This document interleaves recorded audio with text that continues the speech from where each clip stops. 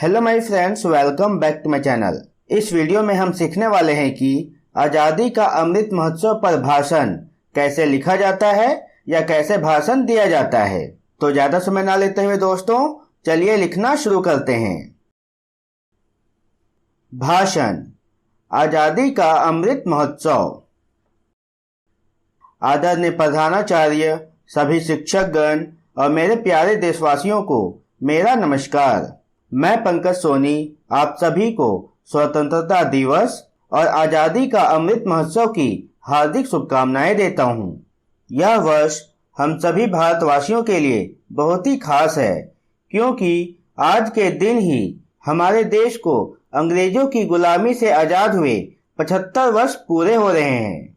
जैसा कि हम सभी जानते हैं कि आज के दिन ही अर्थात 15 अगस्त 1947 को हमारा भारत देश अंग्रेजों की गुलामी से आज़ाद हुआ था। आज़ादी के 75 वर्ष पूरे होने की खुशी में भारत पिछले एक वर्ष से आज़ादी का अमृत महोत्सव मना रहा है और यह महोत्सव 15 अगस्त 2023 तक मनाया जाएगा। इस महोत्सव को मनाने का मुख्य उद्देश्य स्वतंत्रता सेनानियों को याद व स्मरण करना है, वीर सपूतों के बलिदानों को याद करना है, आज की पीढ़ी को आज़ादी के महत्व को समझाना है, भारत के नागरिकों में देशभक्ति की भावना पैदा करना है और पिछले 75 वर्षों में देश द्वारा प्राप्त की गई उपलब्धियों को बतलाना है।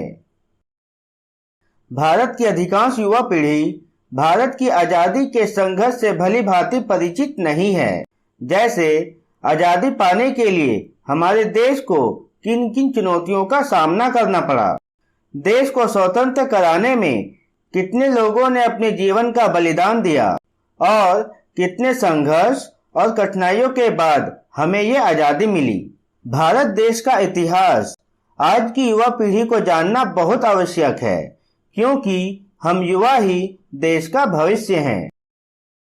हमारे भारत देश को आज़ादी अंग्रेजों की 200 वर्षों की गुलामी के बाद मिला था।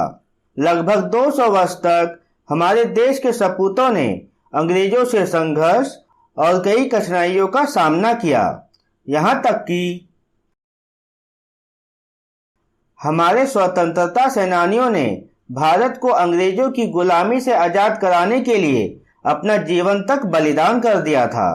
उन सभी स्वतंत्रता सेनानियों को मेरा दिल से नमन है, क्योंकि आज हम जो स्वतंत्र जीवन जी रहे हैं उन्हीं की देन है। महात्मा गांधी, भगत सिंह, सुखदेव, राजगुरु, सुभाष चंद्र बोस, खुदीराम बोस, चंद्रशेखर आजाद, सरदार वल्लभ भाई पटेल, लाला लाजपत राय, बाल गंगाधर तिलक, लाल बहादुर शास्त्री, जवाहरलाल नेहरू, रानी लक्ष्मीबाई, मंगल पांडे, तात्या टोपे आदि जैसे स्वतंत्रता सेनानियों के संघर्षों और बलिदानों की वजह से ही हमारा भारत देश अंग्रेजों की गुलामी से आज़ाद हुआ था।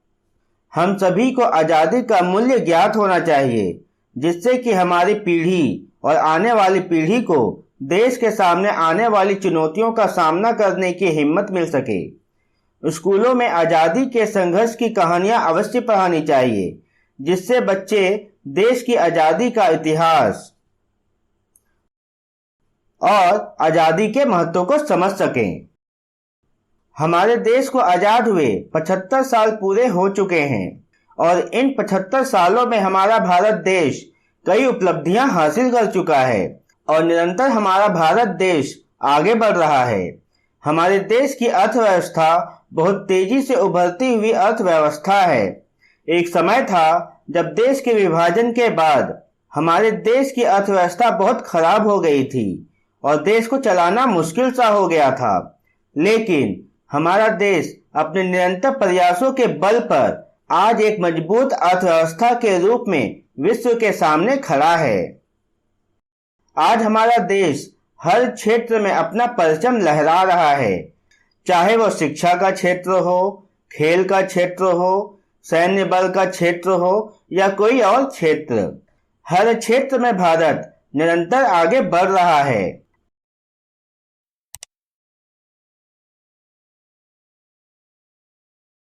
आज भारत की जो छवि पूरी दुनिया के सामने बनी है, उसके बारे में सोचकर मुझे बहुत ही गर्व की अनुभूति होती है और आप सभी को भी गर्व की अनुभूति होनी चाहिए। हम एक एक करके सभी क्षेत्र में निरंतर आगे बढ़ रहे हैं। उसका कारण है हमारे देश का स्वतंत्र होना। हम स्वतंत्र हैं, इसलिए हम हर क्षेत्र में सफलता के झंडे गाड़ रहे हैं।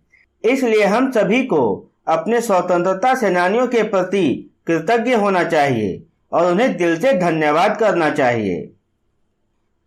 आजादी के इस अमृत महोत्सव में भारत देश के प्रत्येक नागरिक को सम्मिलित होना चाहिए और इस महोत्सव के दौरान चल रहे अभियान हर घर तिरंगा में हिस्सा लेकर इस अभियान को सफल बनाना चाहिए।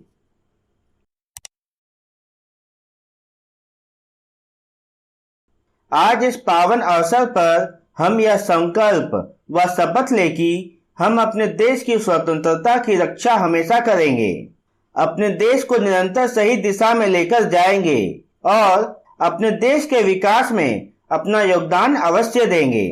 अंत में बस इतना ही कहना चाहूंगा कि आजादी का अमृत महोत्सव हम सभी को मिलकर मनाना है, जन जन की भागीदारी से आत्मनिर्भर भारत बनाना है। जय हिंद, जय भारत।